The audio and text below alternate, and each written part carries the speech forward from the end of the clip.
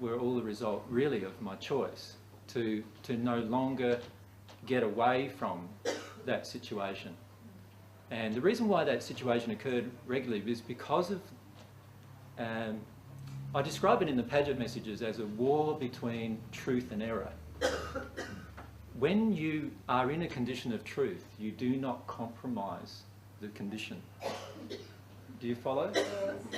When you get into a condition of truth where you love truth more than life, you will never ever compromise the truth for anything, ever. Right? Once you get into that condition, that will automatically attract every single person around you who's in error. Because every person in error needs truth in order to grow. You follow me? So the law of attraction is all this truth is going to attract a lot of error as well. Right? And the error is attracted in order for the error to be exposed and worked on emotionally, if the person has that choice, if they're going to make that choice. But actually what happened, the majority of times what actually happened was that error usually wants to fight for error. And that's what happened in my case. So error fought for error, and I wouldn't budge.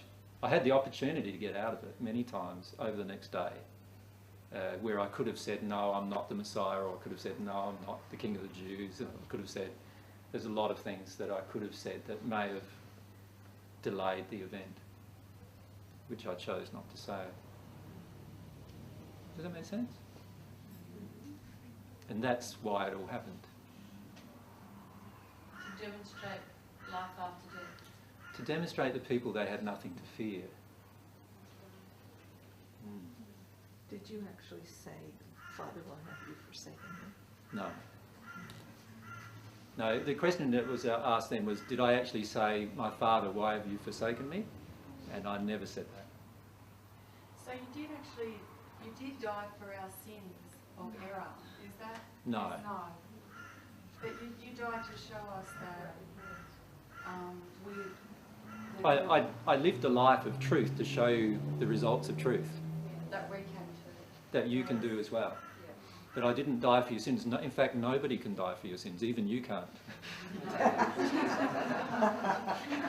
Do you understand that? You will not die for your sins. You will pay for your sins. You won't die for them. But you were saying you thought that too many people were in error, that they weren't getting what you were trying to teach them. Well, what happened was that emotionally they couldn't get it, because emotionally they didn't have the confidence to experience their emotions because they didn't believe there was any point to it.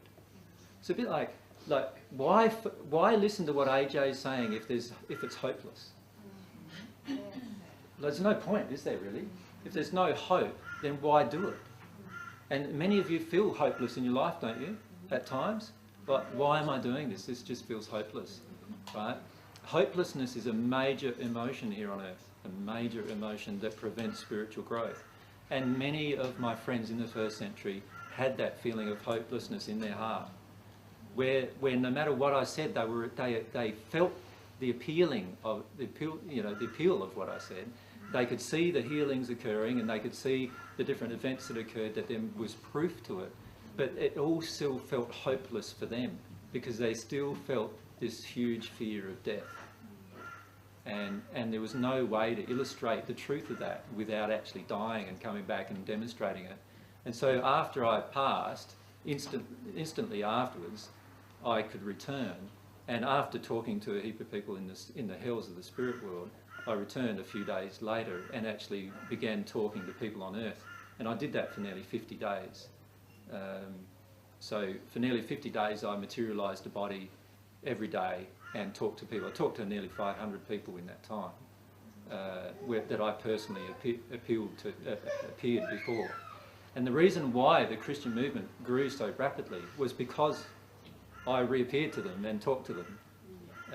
And all of the truths that I'd taught them over the previous 3.5 years, they then believed. And they then started to do the soul work. They then started to do the soul work so much that by 50 days later, at Pentecost, 120 or so of them actually received divine love. And many of them hadn't received much divine love up until that point. Yeah. So that's how it grew. I've just got a general question about when we pass over. Yep. Which has been a bit of a go